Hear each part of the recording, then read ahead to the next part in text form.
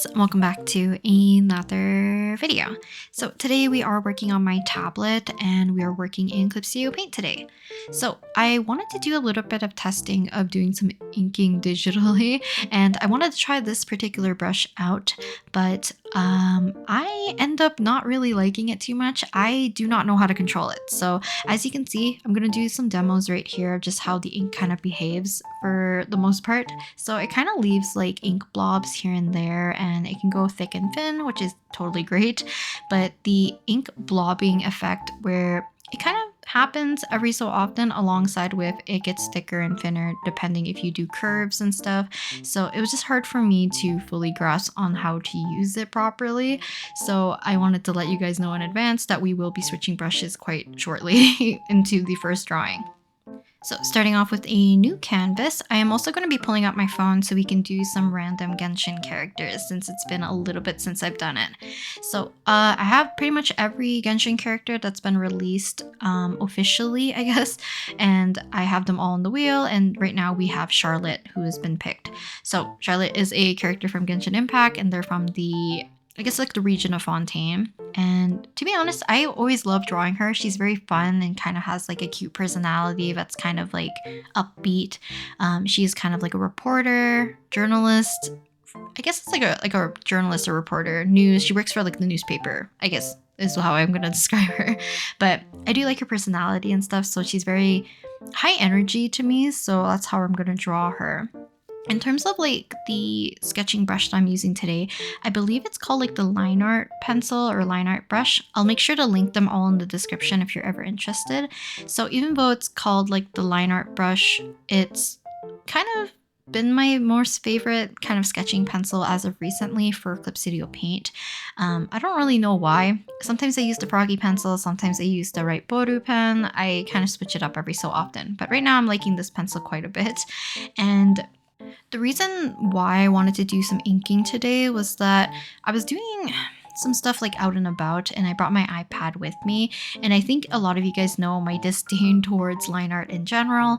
I feel like I don't really have the patience for it. I don't like my own line art most of the time digitally. I'm okay with it when it comes to traditional artwork, probably because I find ways to incorporate it into like my step for my work and I find it necessary from time to time.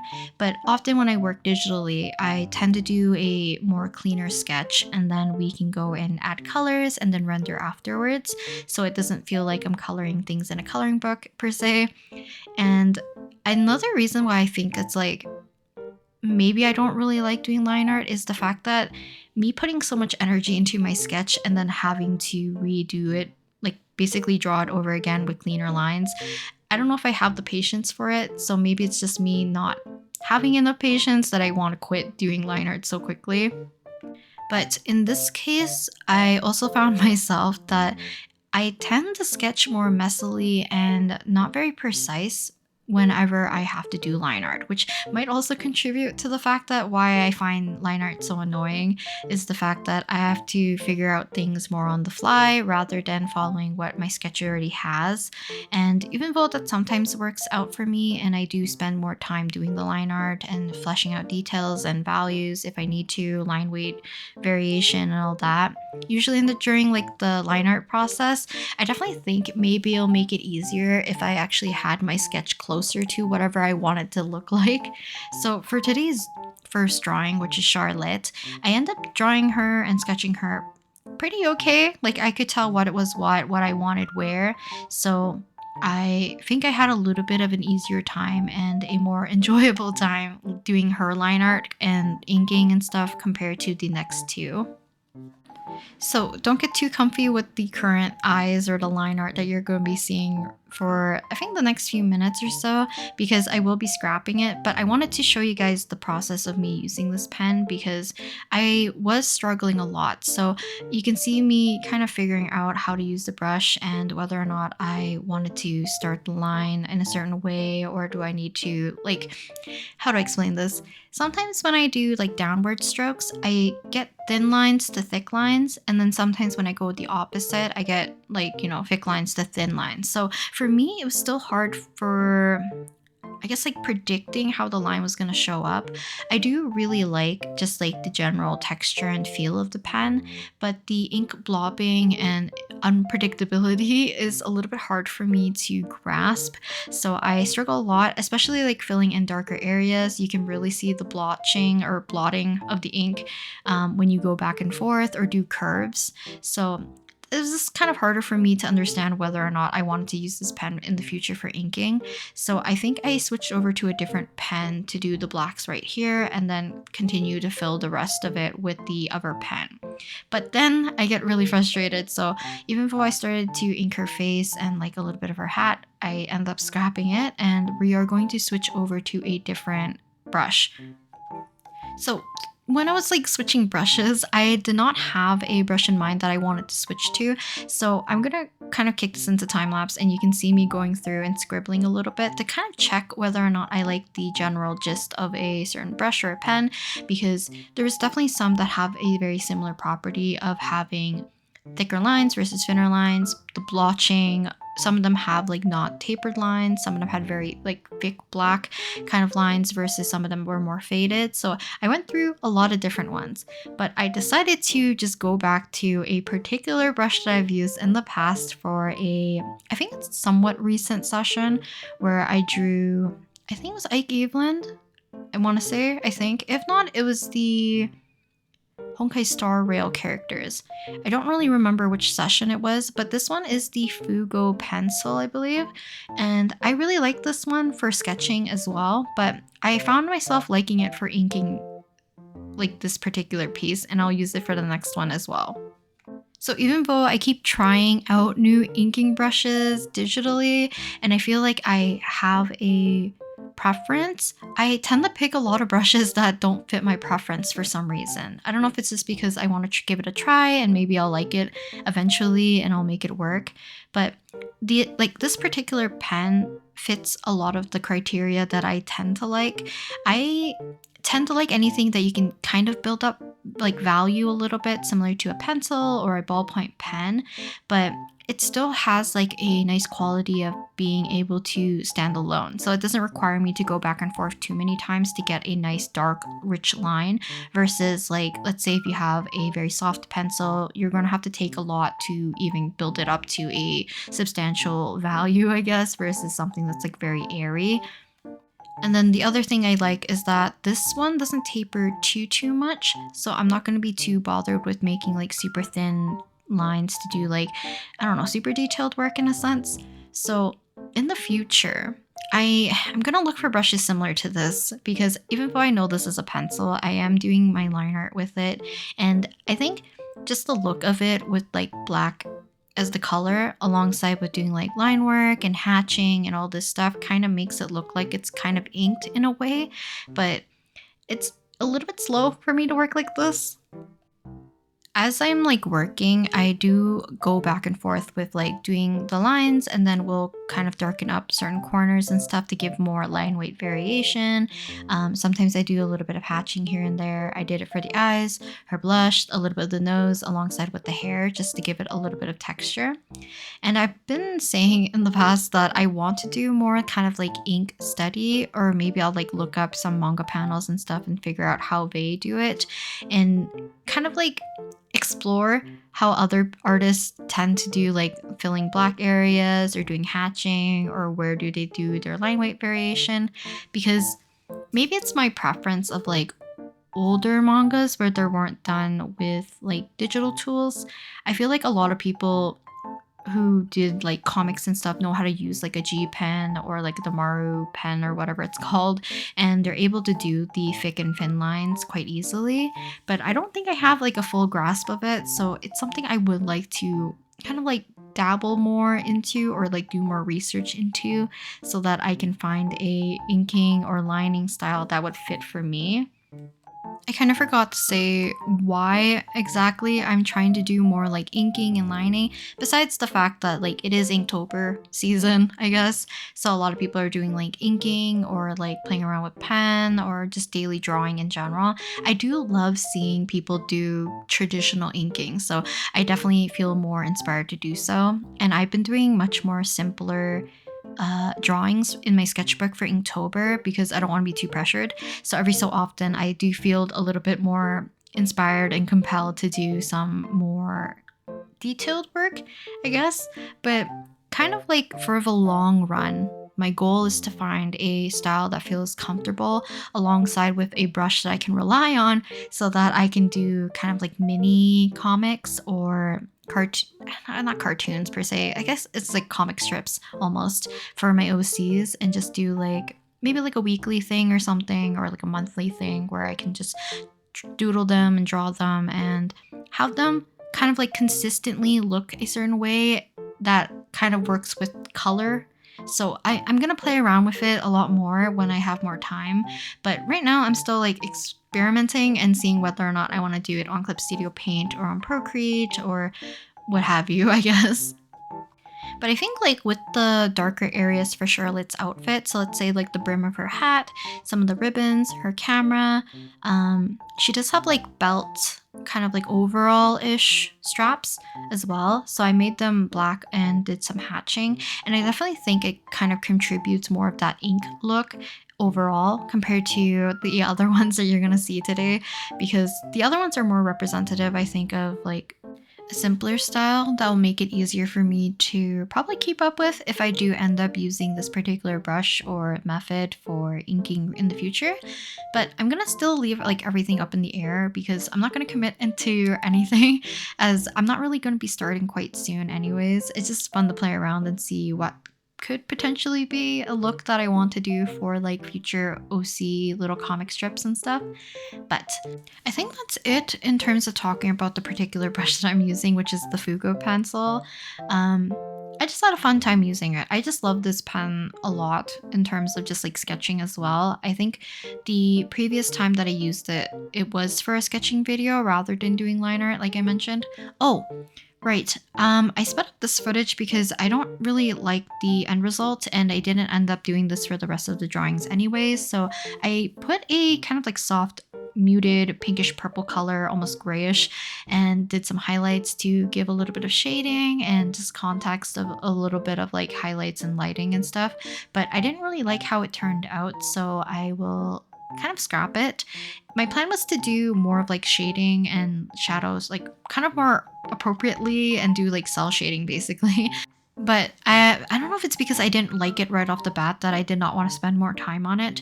Usually I don't do this method. I would actually, use the shadow color to do the shadows instead of dumping a color and then pulling out the highlights because I think overall Charlotte's color palette is on the slightly lighter side other than the black obviously. But moving along. So after Charlotte, I went ahead, spun the wheel again, and we got Nilu. So Nilu was one of the drawings that I ended up doing that had a simple look in terms of the line art. I also didn't really focus too much on doing a lot of values and hatching this time around because I was kind of thinking for kind of like if I'm doing simple comic strips and I don't know, like I feel like because they're going to be smaller and more simple, I don't really need to do a lot of like shading and hatching for the line art. I can definitely play around with like the coloring style, which I'm still debating on if I want to do just like purely cell shading or do I want to do like a watercolor marker look kind of aesthetic, I guess. I'm still going to play around with it, like I said, so I won't talk about it too much anymore for the rest of this video. But this one is done with the Fugo pencil again, but I think I did the Fugo pencil also for the sketch this time, so I didn't have to switch back and forth. And I just sketched it out very roughly to the left, nope, to the right of Charlotte this time. And I'm going to be having a very small section at the very bottom to fit one more character for the kind of like rest of the video anyways, so it's not going to be too much longer. I think I put all of my effort into the one of Charlotte, so the other two end up being more simple. So kind of off topic as I do more of the sketching and then later on the line work, I really am happy that you guys enjoyed the longer videos that I've been posting recently that had the real-time talking, and I still plan to do more in the future hopefully, but they do take a bigger toll on me mentally because I don't usually like talking for several hours straight, especially because like I don't tend to converse on a like a one-sided note, if that makes sense. I like listening to people usually, so I feel like mentally it kind of drains me a little bit more. So I will post those every so often.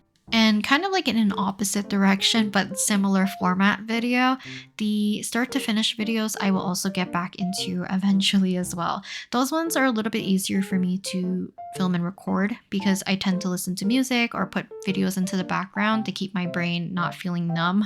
But oftentimes when I'm doing like I don't know what I named them. Basically, like real time talking session, full drawing process videos. If you have a name for them, but you might want me to call it for like a little mini series, do let me know because I don't know what to categorize them as. But I tend to either sit in silence or just listen to music. But I like putting stuff like podcasts or let's say even like a movie or a show or anything that has like other people talking. It just makes me feel a little bit more relaxed, which it's funny that I'm stressing myself out to make the similar type of video that I tend to like to listen to, if that makes sense. So I will try my best to kind of switch back and forth between them.